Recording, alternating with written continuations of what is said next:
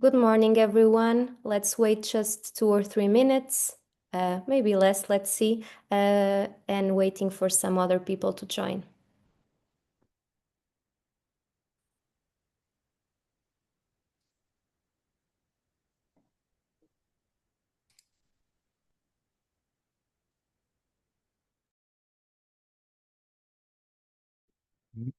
Mm.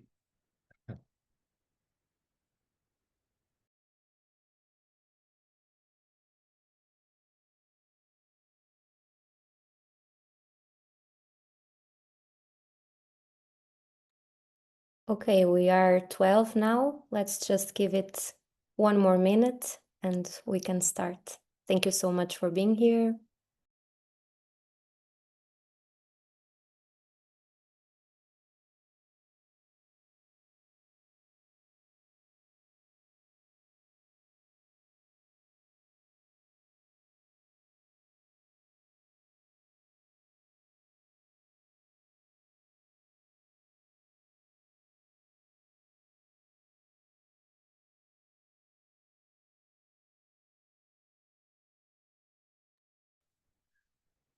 I hope you don't listen the big thunders here in Leiria because we have a tempest, and it's possible that we become without light and I go down because sometimes with these thunders it's possible that we'll lose the energy. Okay, just to prepare you. I hope not, Paulo. I hope not, but in Me fact, too. here in Porto, it's the same. So I understand you. It's a big What storm. what a night we have here. Yes, completely true. Okay, so I think we can slowly start, and then for people that join a little bit later, we can give you context, and I think that's it. So welcome everyone to our Beyond Reality and Immersive Tech series. This is our third episode from Transmixer and Amplify projects. And this is a kind of a partnership that we did with these two projects because they have a lot in common with each other. And in fact, we thought it would be very good if we could join our knowledges.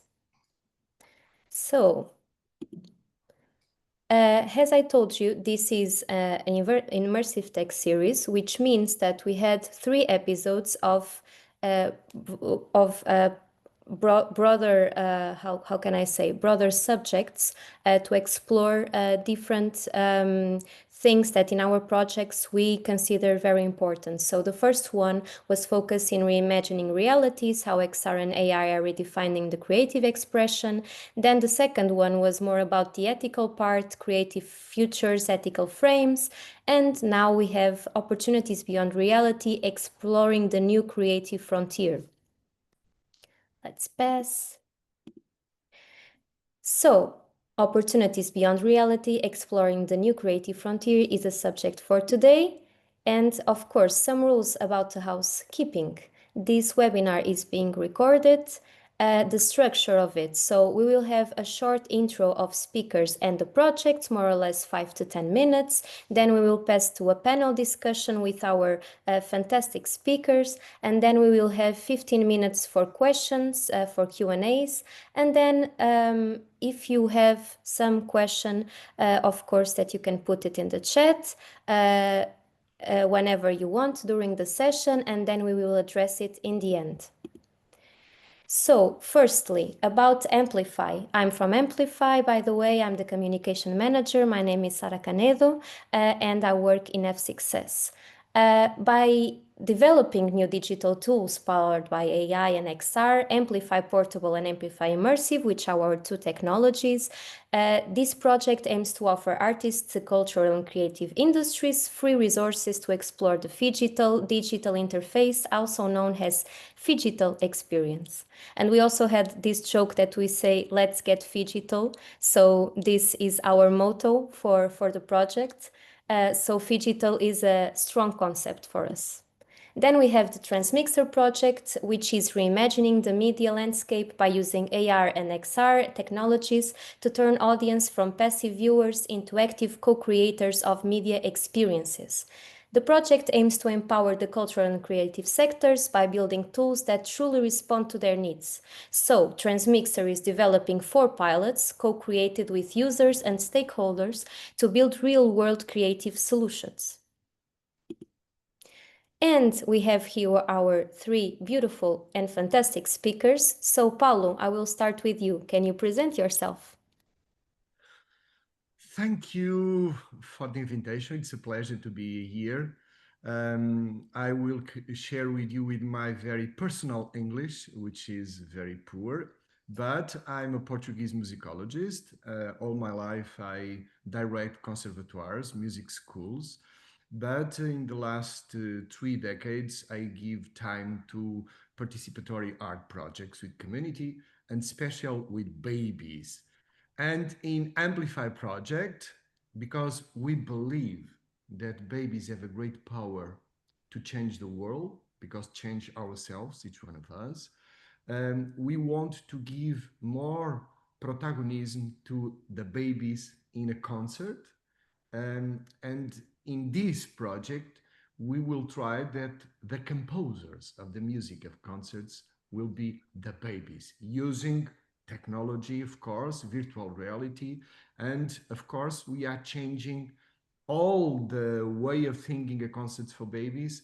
And it's very important and interesting for me that we as artists, we are not researchers, we don't think as a researcher, but we try to share our ways of work to look to the relation between music and people. And this project helps a lot and put on the table new challenges that open new ways to work as an artist. Thank you for being here and all the friends in the panel. Thank you so much, Paulo. Now let's pass to Joseph Fadel. Joseph? Hello, hi. Thank you for welcoming us. I'm Joseph. I'm a service designer at Immersion, specialized in service design and user experience. We work in developing solutions for virtual reality, augmented reality. We work with AI to provide solutions. In the R&D team, we work mainly on European projects. So as an example, Transmixar is one of our projects that we're working on. And what we try to do is to create a new type of media that is more accessible, has a very interesting social aspect, and we try to target a more inclusive aspect of new type of media broadcasting, so that we can not only justify using new technologies, but give them a full potential, and allowing them to become more than just tools, but also an extension of human perception. Great. Thank you so much, Joseph. Let's pass to Karolina. Hi, thank you a lot for the invitation. I'm a researcher from CWI from Amsterdam, and we mostly work with social virtual reality, which is a type of virtual reality in which we put very strong importance to the social aspect in relations with people. And for this project, I have 2 roles, let's say. Firstly, I'm taking care of a human-centric side to find out what's most important for the users. But I also develop one part of the experience for social VR experience. Thank you so much. Now that our 3 amazing speakers are presented, they are representing these 2 projects, as I mentioned. So now we can move on to the question part. So we did 1 question per speaker, and then we have a couple of questions that each of you can answer, or everyone can answer. Let's see how it will go. So, question for Paulo first. Your work has always focused on deep human connection, as you talked. as you told us, through music and community. In the context of opportunities beyond reality, how do you see immersive or extended reality technologies expanded or possibly challenging the emotional and social dimensions of live artistic experiences? Wow. I have a kind of dialectic relation with this subject because um, when I used to look to this virtual immersive reality, I always see a kind of individualistic way of feelings. All the tools, all the ideas conducts to each one of us, me. I want to have my own desire. And it's possible, of course, to achieve biggest experience as an individual experience, because even the tools, the objects put me around me, try to find my own vision. And for me, that I believe that the power of art and we as humans, we need to build more bridge between each other. And art builds a deeper and a different bridge between each others. And when we use a tool and a device that surround me in some way and put me in an individual relation with something and the world, uh, I always think that this maybe it's a risk for one like me that believe in a communitary experience. We are social beings. We need to touch each other. And for those like me that work on stage, music, theater, dance, we need to smell people, to touch skin to skin. And this collective experience, even if it's in a stadium, a big stadium with a pop rock concert, it's something collective. And we need the physical presence. Anytime I see these individual tools, I become a little bit afraid that we are losing ourselves. So I need to think, okay, we need to rethink this thing. But at the same time, of course, I love this idea because, for instance, when we think in people with special needs or communities with special needs, these tools and this immersive reality could help us a lot. And in that case, we need individual experience. For instance, 25 years ago, I have done concerts for babies, but deaf babies, babies and young children that couldn't listen. And of course, uh, it's impossible to offer a musical experience for someone that don't listen. But this, it's impossible if we think in the music in a traditional way, because music is sound, and sound, it's not only melody and romantic music and piano. Music experience, it's also a physic experience, a vibrational experience, which means that we try to offer low frequencies to a baby, and we have been in a cathedral with a pipe organ and low frequencies.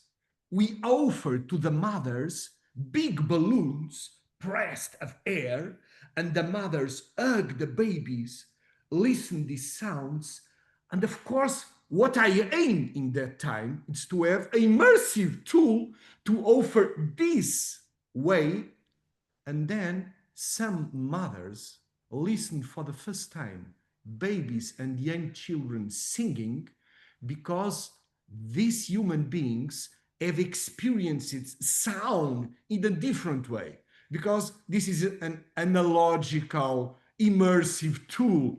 But I imagine that one of the futures of this immersive experience and new technologies to offer an artistic experience in an individual way, it's to respect those that couldn't experience music in a conventional way. With music, but also with visual arts.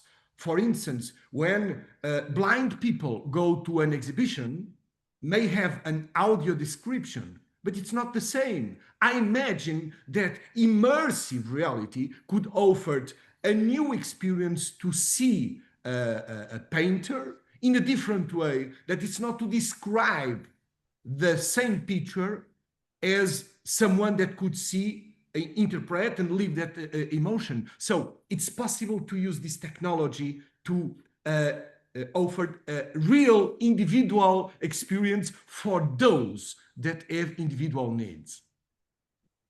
Great answer, Paulo. I didn't know that you did concerts and activities for deaf babies, but that's so interesting.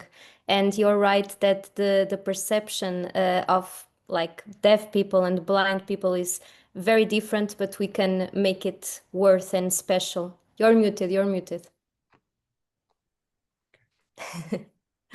Um, we have here a very interesting question for you from Elena. So for Paulo, how do the artists ensure the artists maintain the connection between the families, babies, despite the technology? That's a good question.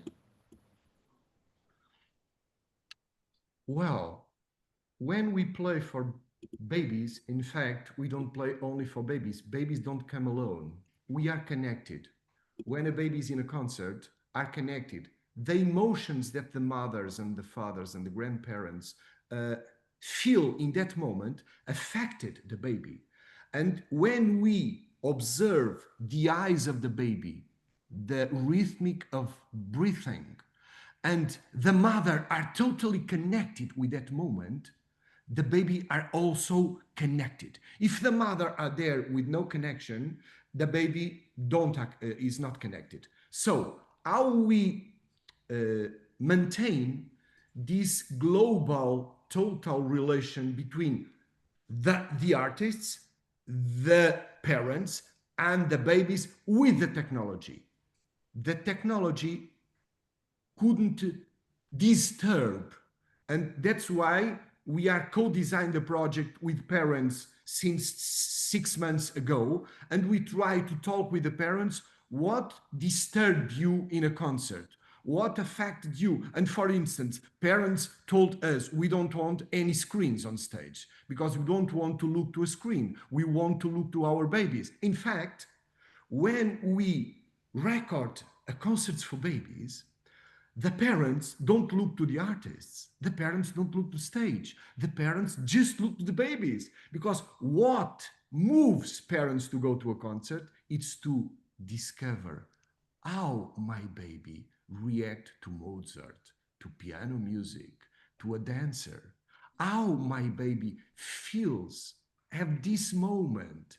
So technology, if we take care of all the tools, all the objects in a way that they are there to serve a more intense and personal experience with the really protagonists, which is the babies and the children, no problem at all. Okay, so basically this emotional part that we referred is the thing that matters the most, because you just told us that the mothers are attentive to what their babies are feeling, and that is the center of it all, right? So if there is no connection between them, no emotion, maybe babies look at their parents and think that if they are not interested, babies will not be interested in the end of the day, right? Because they are also reflecting what the parents feel about what they are seeing and listening, right? No, totally. And emotions connected by love, because we are talking about parents with young babies. And one of the most interesting things that we are connected, all of us, by love, by a non-interested relation with someone. And in a concert, the best moments happen when we don't listen to music, we don't see the dancer, we just feel a strong energy, magnetism between each other, conducted by the babies, because we are listening that music. So emotions are the biggest energy on a concert. Great, great. And that also influences a lot. Like, I would say that the center of your pilot in Amplify maybe is this emotion and this connection. That's why also the project is person-centered and not, the rest. So thank you so much for answering. Now we are passing to Karolina. So Karolina, in the context of opportunities beyond reality, how do you see the technical underpinnings, for example, volumetric capture, real-time rendering, social VR frameworks, enabling new business and also audience engagement models for creative industries? And for you, what are the biggest technical hurdles that must be addressed to make these models sustainable at scale? So I think there are mostly two aspects that I would focus here on. For example, in case of volumetric video, we have one side which allows us to preserve information in a very interesting way for people also in the future. For example, now in the Amplify project, we work with Opera in Barcelona, for which we are going to record the testimonies of the ex-prisoners of political prison during Franco time in volumetric video in 3D. And this way these people can tell their stories to us, but also to the future generation. And we preserve the emotional aspect of it. So, if you just watch the video of someone, it's making it, I think, a little bit less personal. If you're there in 3D, you see the person in 3D, also in a context of the prison, because we're planning to design the prison as it looked like in the past and place the ex-prisoners there. When you see this and you hear the story, being there next to this person, seeing this person as you see them in real life, this brings another emotional load to you, another deeper emotional understanding of what happened. And I think it's very important and interesting that we can keep this for the future, that this testimony can live beyond the people that actually lived through them, and still be set to participants in a way that is a little bit more emotionally moving than just watching a flat video. So that's the first thing. Secondly, I think also this technology has a possibility to maintain the social aspect of experiencing things. Even, for example, coming back to another project that I did, we created a virtual reality museum in which we placed objects that cannot be displayed in a physical museum anymore because they are so delicate that if you put them on the display, they can literally fall apart. So they are hidden there in the archive of the museum in a shelf and not really moved. So we did a scans of each of those objects, and then we put them in the social VR exhibition. But then we also decided to using volumetric capturing, to make this a social event, because for most of the people, going to museum is actually a social event. Like, people like going to museums for a date or to spend time with families. People like to discuss about things they see in museums. So we thought, okay, we're doing this digital museum. It's important to keep the sociality in it. So we decided to do the live volumetric capture of two participants at the same time, and then they can visit this virtual museum together, seeing each other live, the way they look like, hearing each other live. And thanks to that, they can keep the sociality while viewing the objects that they couldn't view in other case, like in real life. It's not possible anymore to witness that. So I think those are the two opportunities I can think about that I think are very interesting for the future. They are already starting to happen, but I hope they will get more popular. And in case of difficulties, I think the problem here is still that the technology itself is not really there yet for people to just handle it on their own. And what I mean here is that it's very complex to set everything up to really use it in a correct way. So usually you need a technical person to at least help you at the beginning to set it up and to really run it. I think this is one aspect that would need to develop a little bit more for people to be able to just use it easily. Like, you use your mobile phone. It's like everyday technology that you use. The VR and the volumetric capture is not an everyday technology yet. So I think as long as it's not getting there, it will be a little bit difficult to implement it into everyday life of people. And secondly, also the hardware is still quite expensive. Like, you would need a headset, for example, which costs quite some for most people. It's not so easy to just buy it for everyone. Also, I think the size and the heaviness, it's quite bulky, might be not really comfortable for everybody to use. There is problem of the cyber sickness. So there are still some technological things you would need to resolve. Yeah, and finally, I think also the process of creation of the experiences like that still needs to be worked on a little bit more. This is also something that we're working on now. Like we did this in previous projects, but also in this project. I think it really requires a cooperation of really multidisciplinary teams to create good experiences. So this is still something that I believe in many projects around the world might still not be there. Thank you so much for your fantastic answer. Yeah, I was thinking that you really create opportunities for people, as you mentioned, the museum part, also the prisoners that were arrested in the times of Franco in Spain. So that's connected once again with the emotional part, which is significant for people to really connect with these causes. And of course, it's creating these unique opportunities. But yes, I can see that the structure of these technologies and also being expensive, it's a problem. Do you think that it will be something that in the next years will be, transformed or improved, and more people will have access to this? What do you think? I believe so. I believe I hope and I believe it's going to have a steady growth. Also now with like other technologies developing, I think it will get easier to create also VR experiences.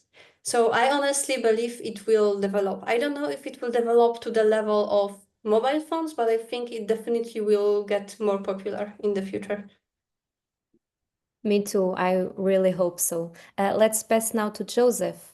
So, Joseph, your work explores how emerging technologies like XR and AI can feel human, intuitive, and purposeful. Based on your experience designing immersive media experiences such as Transmixer, how can designers ensure that technology remains a tool for empowerment, helping users connect, collaborate, and think more deeply, rather than simply adding complexity or novelty to the thing? Yeah, that's a really interesting question because Transmixer is a really good example because in our work package, we had a case of working with what we call the client of the project. In our case was a Irish TV broadcasting channel, which is CG4. So our first question was not how can we integrate XR in a collaborative or immersive media aspect. Our first question was to go to TG4 and ask them, like, what is the biggest challenge that you're encountering today? And after some research on the subject and interviewing members of TG4 and the direction, we discovered that one of their biggest challenges was actually that younger generations today are no longer attracted to the flat, let's say, 2D TV broadcasting media format, and they're consuming more and more their media in the English language. So TG4 had to find new ways to broadcast or to communicate their episodes and their airings in the Irish language, which was also which in ways they needed to hold the attention of users. So that's why we decided to go into a let's say XR experience of broadcasting. because in this way we wouldn't have to compromise on TG4's values, and also we could broadcast the experience and hold the attention of users. But this generated a lot of questions, like achieving a product like this, could it be integrated in daily producers' daily work lives, or like how would this tool replace actually crew members, or will it deliver high-end content, or is it trustworthy, or can we direct the show fully in that environment? So having good ideas isn't only functionalities. There was a lot of questions that we asked behind the scenes, let's say, and we had to find ways to or solutions to do that. So what we did is workshops and interviews and a lot of digging to try to understand, okay, if we found a solution from the user side, so and a solution in XR would be helpful to consume these type of medias and help TG4 reach their end goal. Well, what are the consequences? So we applied what we call the holy grail of design thinking. And it's 3 simple questions to ask. What are the business needs? What are the user needs? And is it technically feasible? And on the technical side, we had some discoveries to do.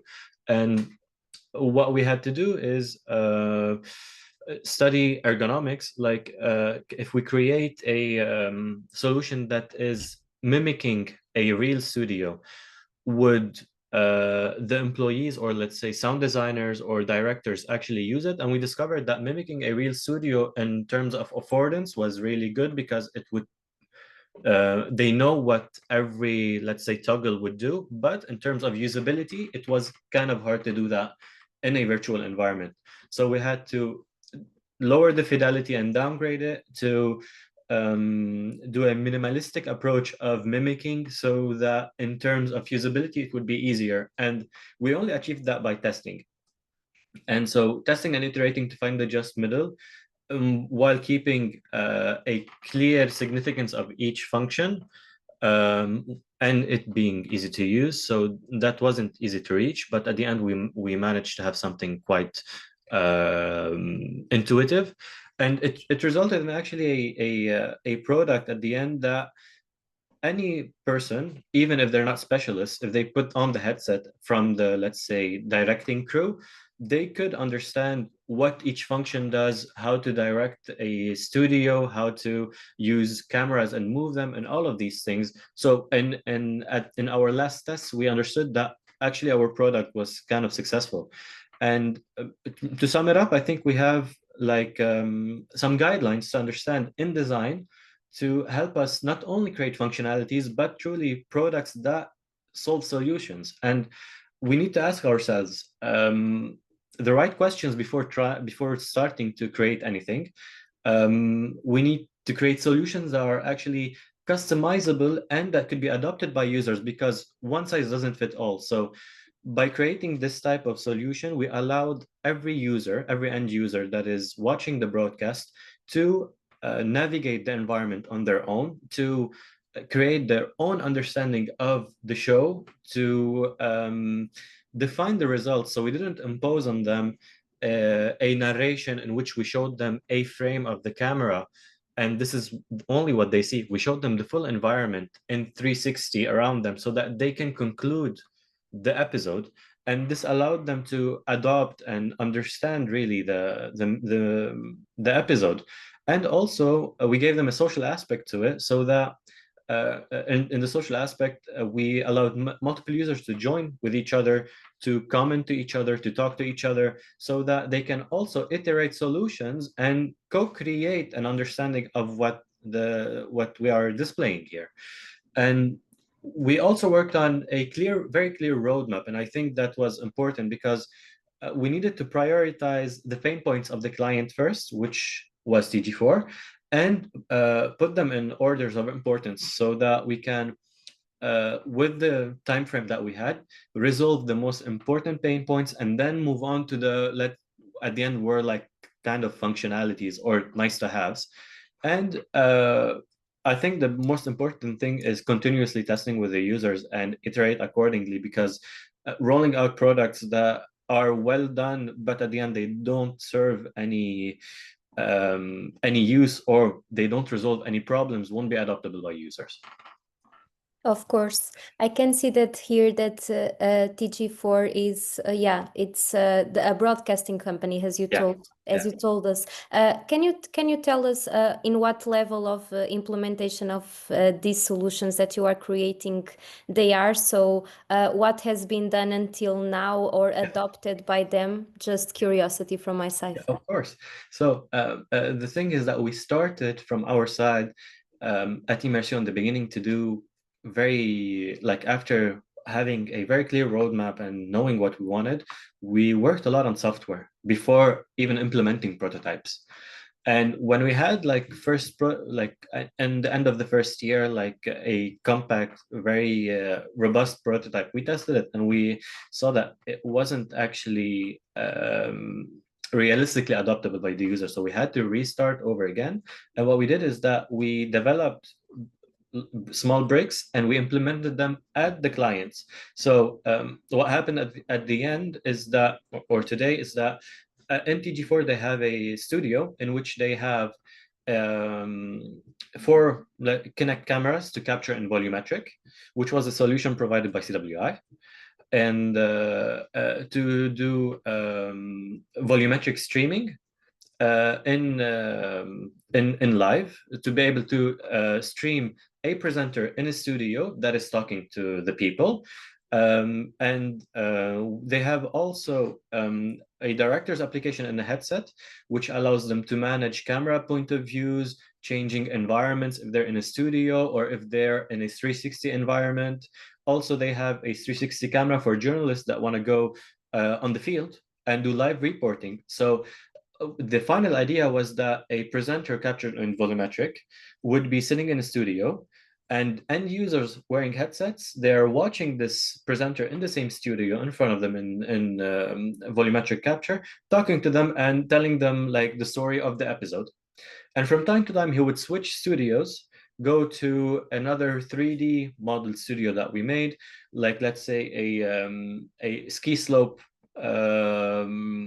area in which he can like talk to them about ski. That was one of our examples. And then he can change the environment to a 360 bubble in which the users are, and in which they see live a journalist that is reporting from the field. And so they have this full setup functional in their studio.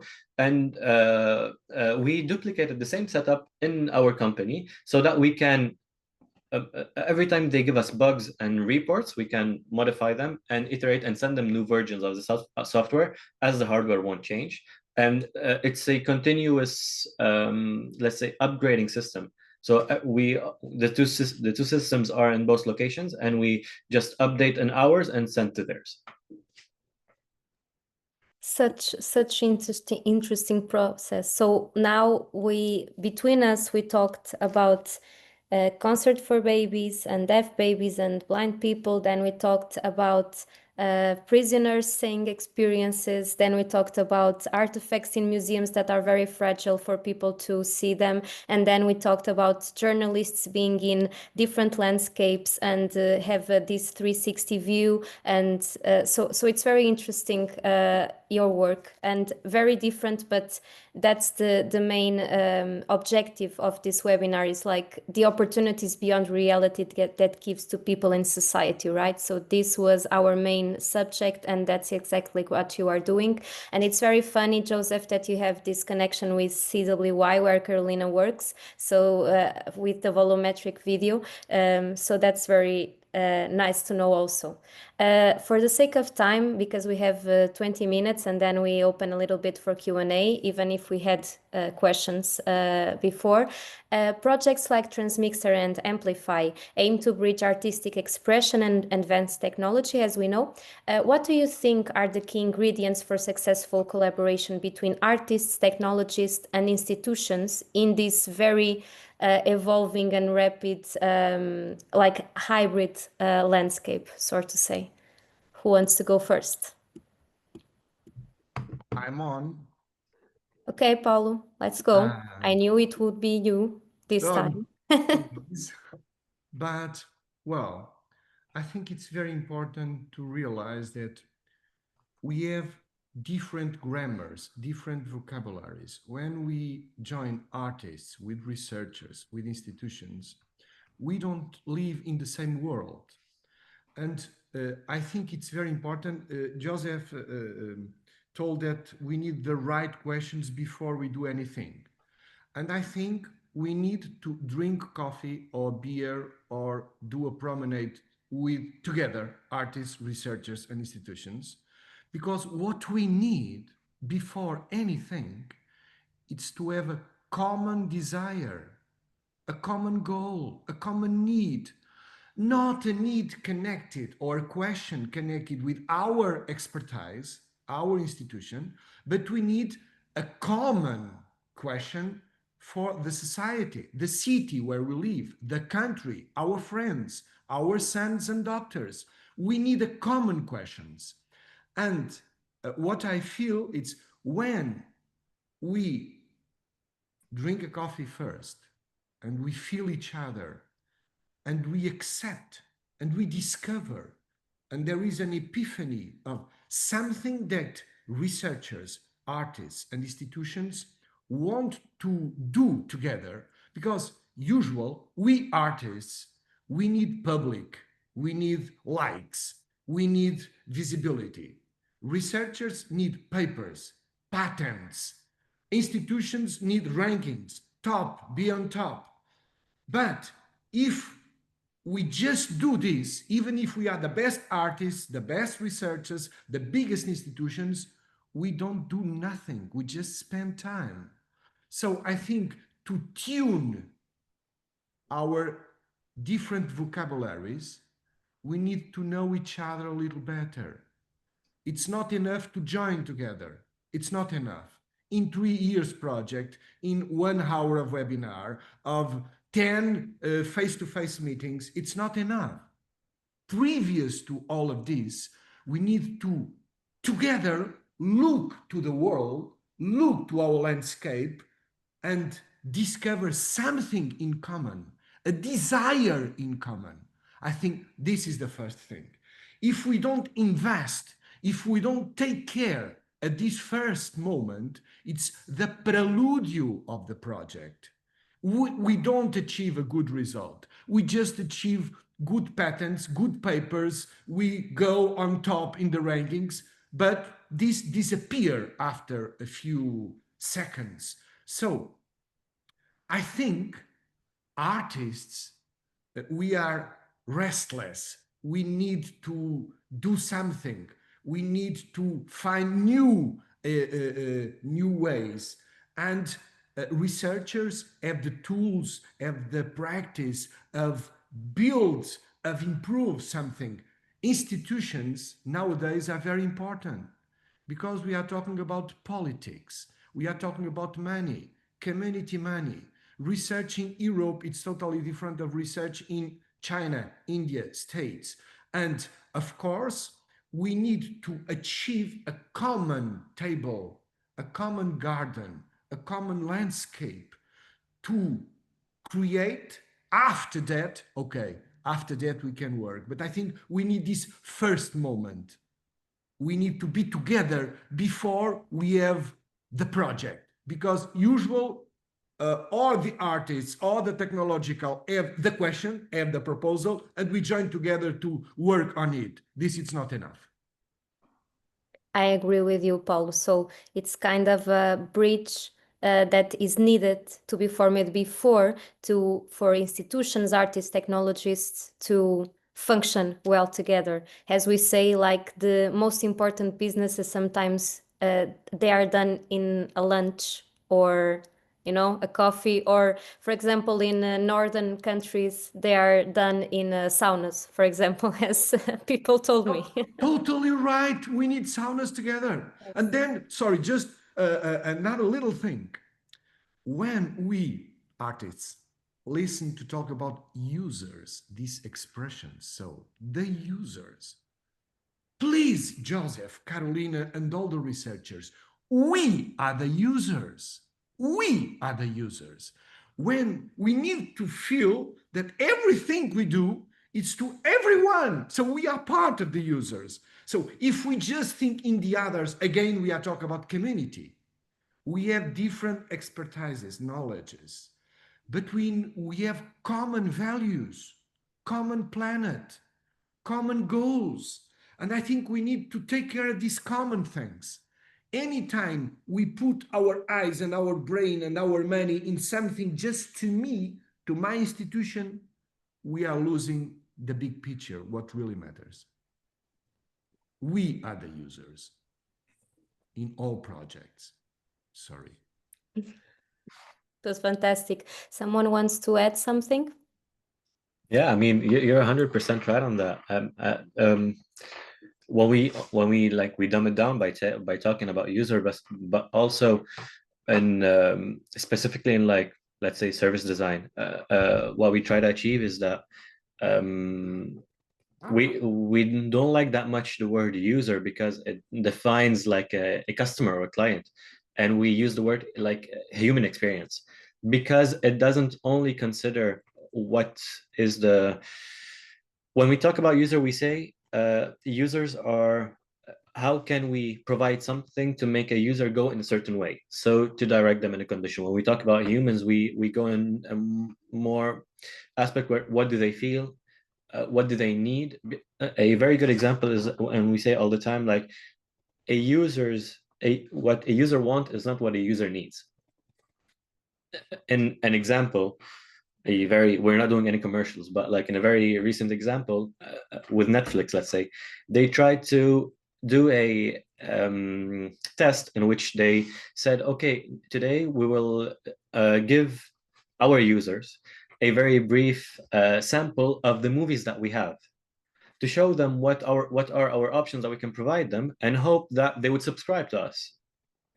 And this was what the users wanted. But actually, when they look at the catalog, they saw that, well, they didn't have that much of good elements, or they didn't find, let's say, the shows that they wanted. So their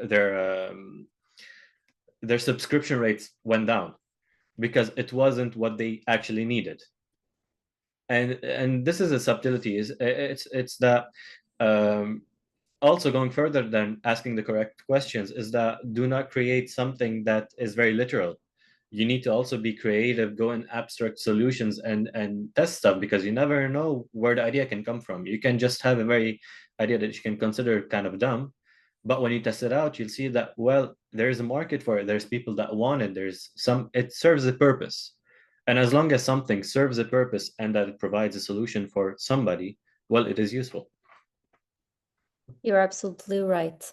Karolina, do you want to add something? Yes, definitely. So I for sure agree with the language. It's often a first barrier that we encounter, that technical team is talking about something and the artistic team is understanding something else, and vice versa. Artistic team is talking about something, and from our understanding, it's something completely different. So I agree, we really need to work closely together a lot to understand each other and to know where we want to go. And I also wanted to talk a little bit more about like the whole process of developing things, maybe coming back to the example of the museum where I had this experience.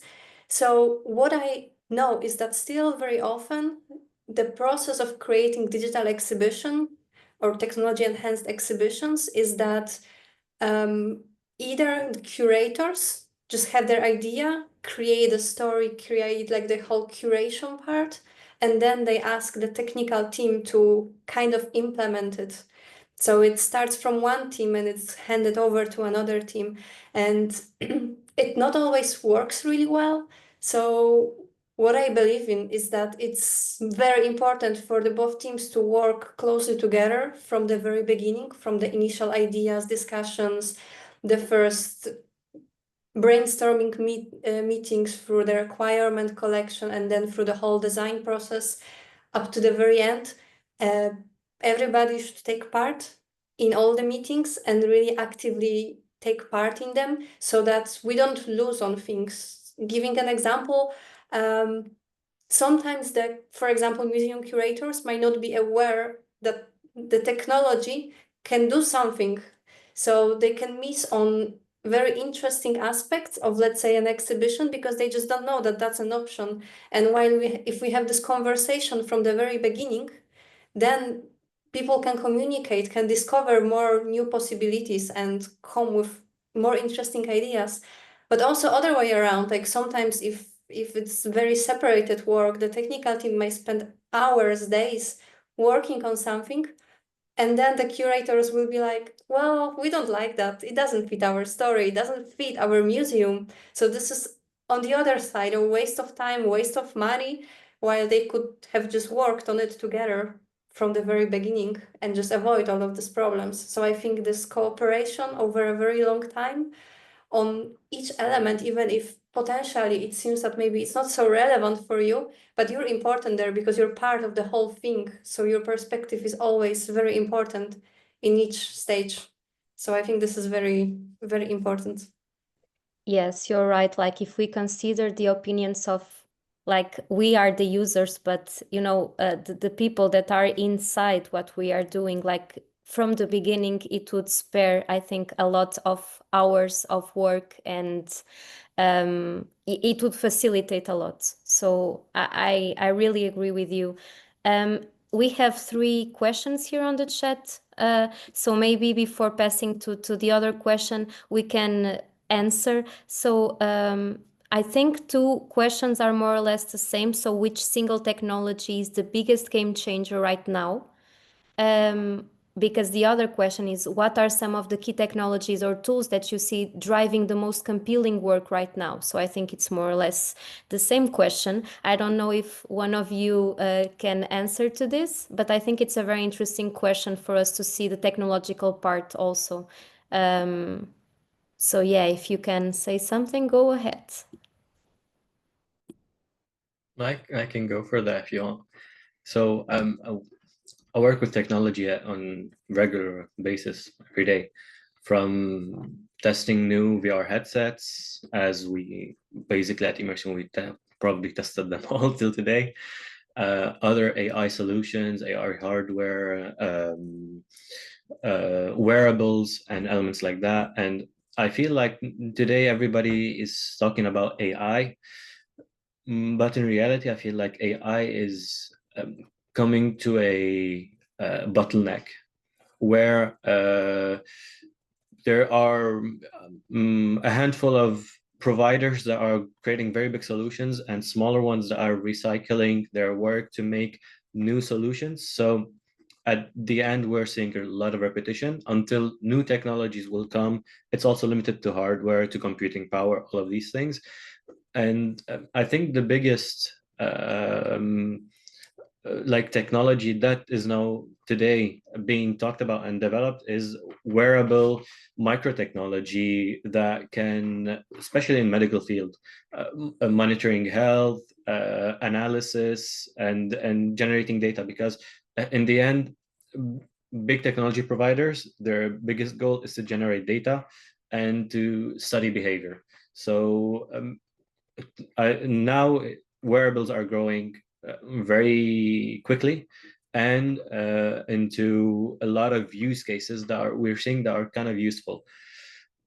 In terms of creativity, it's not that creative, but in terms of market sizes, it is a very growing market.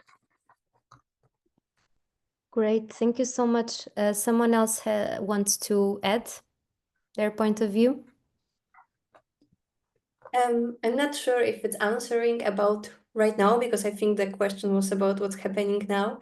I think interesting case for the future, though, is the connection between the technologies. For example, taking the very popular right now AI and virtual reality. When the technologies get to the point when it will be really easy to generate virtual worlds, I think it will get very big because everybody will be able to create their own world, which is like I think it will open a lot of doors for a lot of people, but also a lot of creative industry and things like that. So I don't know when it will happen and if it will happen, but if it happens, I think it's going to be like a big thing. Here are here is I don't know if you wanted to say something, Paulo, but we have a third question that is also related to technology, so I can mention this, and if you want to add something. For a medium-sized creative business, which beyond reality technology do you see as the lowest risk entry point for an initial investment? So this is kind of elaborate question. I don't know if you want to step in, but or you want me to repeat. I can also put it on the chat. Here, if you can see it. And if you don't have insights for now, you can answer a little bit later. Let me know. I mean, I think that's something that would interest Paulo, because really good technologies today, knowing that they're not as performing as, let's say, analog or whatever, are in the music industry. There's a lot of it became so accessible, and there's a lot of tools for it to create new type of music and experiment with it, to not only from a composition point of view, but also experimenting on effects. Like, let's say today we're working in virtual headsets, and when we change environments, like let's say we're in a cathedral, we can make the audio of the person that's talking next to us resonate as if he's in a real cathedral. And when we move to a small room, the resonance will change to a resonance of a small room. And these subtle changes that we are experiencing today, they augment the experience in a very subtle way that gives a lot of context without having to describe it and write it down. And I feel like working in these technologies today and developing these things and using these tools that are already put out there for the public can allow startups and small companies and people who just want to do their own project, if you're doing a game or a software or whatever, just including these small elements could really be a game changer and distinguish you from the rest of the community that just want to do fast-paced stuff and launch and and commercialize.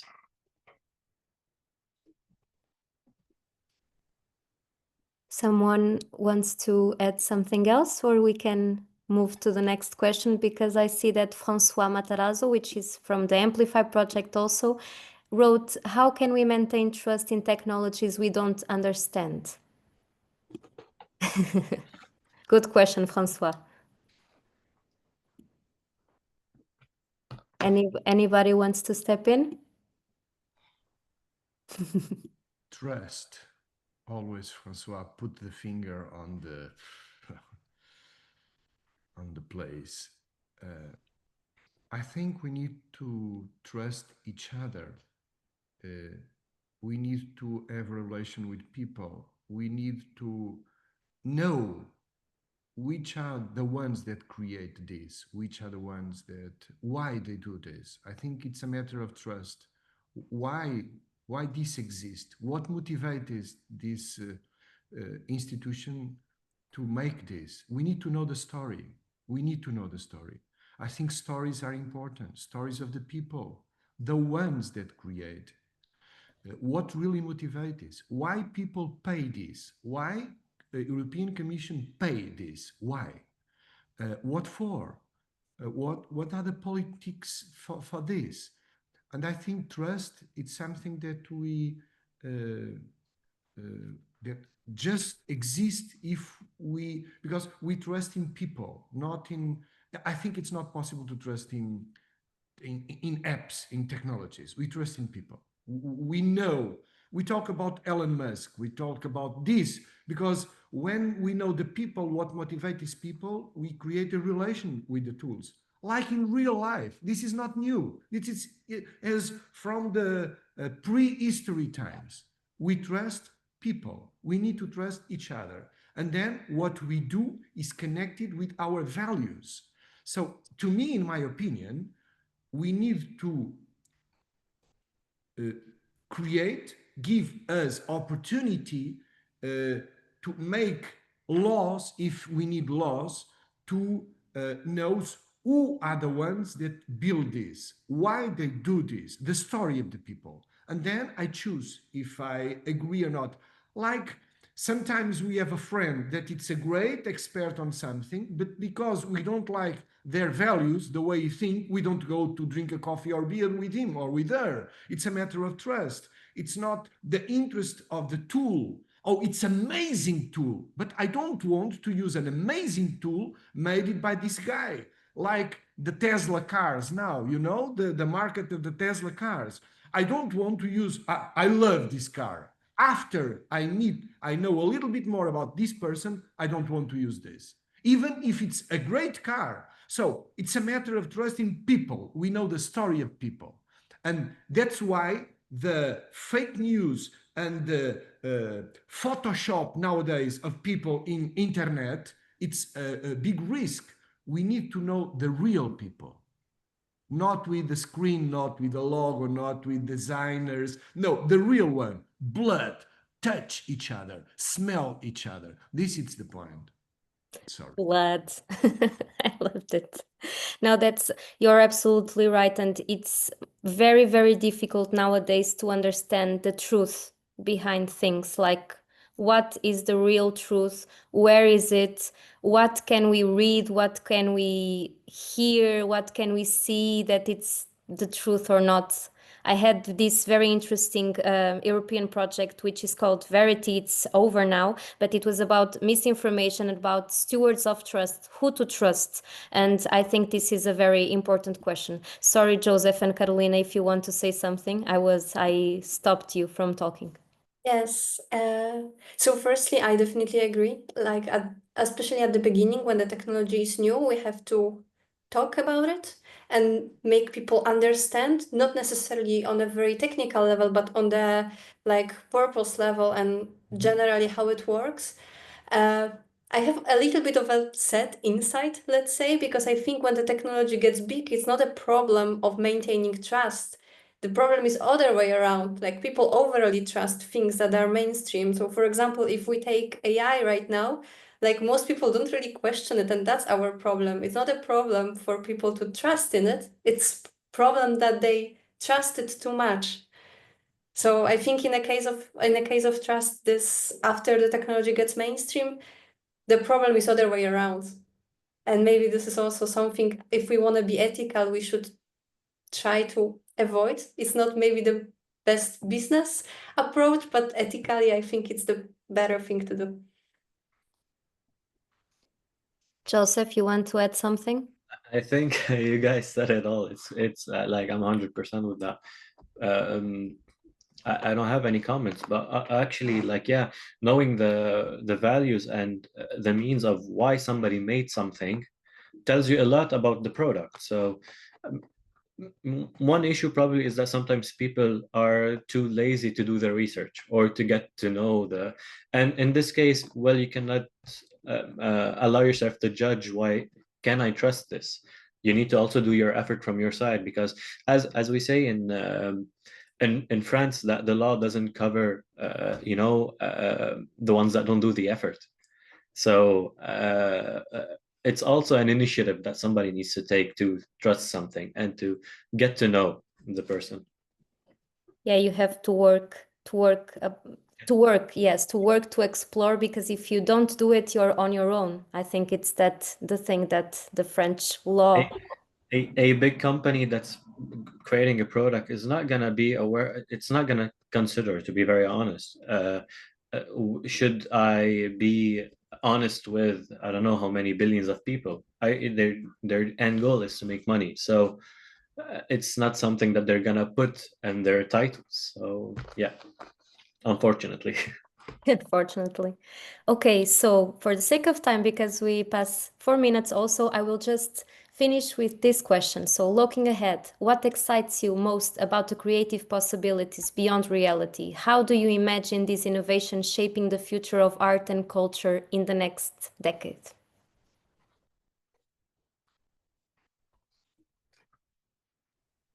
I can start then. Yeah, so I think from my perspective, I think engagement of people, of the audiences, of is the thing that is very exciting. So, for example, I can give an example from my life, maybe to illustrate it a little bit. I'm dancing, so sometimes I take part in the dance performances. And I remember once we had a performance where we would engage a person from the audience. And this we knew from which seat we're going to take the person out. And because we are aware that not everybody really is eager to do that, and sometimes for people it's difficult, we would purposefully sit there a person that some of us knew that would be fine with that, to engage uh, this specific person. And I think it's nice to engage the audience, but in a setup that is right now, it's very limited to select a really small amount of people, and really often I think also a selected person in before selected person. And I think it would be really nice if we could engage more everybody in the audience, for example, in performing arts. And also, I think if it's going to be done through the technology, people will be feeling less stressed about it. Because, now when the actor takes you on the stage, the whole room is looking at you, and you might not feel very comfortable with that. But if this is more like, that this performance is kind of for you, like there are other people, but they maybe not necessarily like stare at you and you don't see their faces, maybe it's a bit more comfortable for people also to like take initiative and take part, and then also gain a pleasure from it. So I think this is I don't know, I think I would really like that as an audience, to be more engaged, but not necessarily put on the stage and feel like I have to prove myself on a chill evening that I wanted to just be entertained. And then secondly, I think the technology can bring a lot of opportunities to fit the content of things to the people. So for example, one other project we're working at is making an experience out of a historical book about fish. And this is like a very old Dutch book from like, I think 16th century or something, where the guy was, he was very passionate about fish. So when he would find out an interesting fish, he would draw it and write some information about it, but also he would write some legends about mermaids and stuff like this. Uh, and this is like very important book in Dutch book history, let's say it like that. But a lot of people like don't really read books like that, so it's very limited to a very small amount of people that are interested in it. But doing an experience about it, which is interactive and tells this story, I think this opens this information to a way broader audience, which for me is very exciting, because there is so much information out there that is not easily accessible for people, that we can make interesting, and we can make people learn something that they wouldn't otherwise, and also get interested in things. So yeah, that's from my perspective two things that I think excites me more about the future possibilities of technology. Well, Someone wants to um, compliment? Sorry, Paul. just a few words about this. Uh, well, I think that the future as an artist, what we will achieve is other artistic forms, other ways of describe emotions, other ways to describe the world, and more deeply, but also more individualistic. I'm sure this it's like Carolina share. Well, we become afraid to the others, the faces of the others. We want to be protected, and we find solutions. And nowadays, with mental health problems in all societies, we try to maintain a way of problems, and people, different people, unfortunately, is a problem for most part of us. I want to be protected. I want to deal with a machine that I turn off when I want. I think, but in fact, I don't turn off when I want. So, for one side, I know that we will achieve new artistic forms, and to create it's amazing. I also want to use it, and I know that a lot of artists in sound design, of course, Joseph, you are totally right. I have a friend here in my city that made a little enterprise, Sound Particles. Nowadays, he have a big company, work all the movies in the United States are using these sounds, but what I believe is we will need, because of all of this individual and very special experience, we will need to be together and we will need to schedule time to be together. Because when we use these technologies, we are sharing data, just data. We need to share our souls. We need to share hugs. And I hope that everything are growing up in a way that we now I have some time to these new artistic forms, new ways of be connected with data, but it's more special the time that I need to plan in my diary to be with other people. This is crucial to me. Yeah, I definitely agree. I think this is something that will be an addition to what we have now. Definitely not a replacement. I would be very sad in the world if that would be replaced. No one wants to be replaced. Joseph, you want to add something? Yeah. The most interesting aspect, I think, is the collaborations, discovering other people, what they do, trying to find collaborations that allow you to create new, let's say, possibilities. Because like if you never play around, you'll never find out. So to see what are the possibilities, to be able to imagine, to create all of these aspects, everything starts from an idea. So I think, and as the technology is here and we have common grounds that it could be useful for multiple people, let's find ideas that we can share to each other and create something new, because if we don't do that, we're going to keep going into a repetitive cycle in which we're just launching apps and software and stuff, and at the end you're gonna have 50 versions of Uber, let's say, so let's it's only by collaborating and talking and networking, and it's never easier, on social profiles, LinkedIn, other stuff. You can, even people that you don't know, you can just reach out, look, I'm interested in what you do and we work in aspects that could be interesting, let's collaborate and create something new.